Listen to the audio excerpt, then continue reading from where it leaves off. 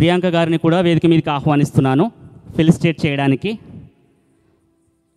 Please ma'am, now I requested to air force wives welfare association president Priyanka గారిని కూడా stage మీదకి రావాల్సిందిగా కోరుతున్నాను.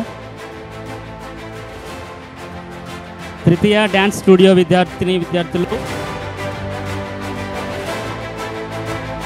గురువు గారిని కూడా వేదిక మీదకి ఆహ్వానిస్తున్నాను.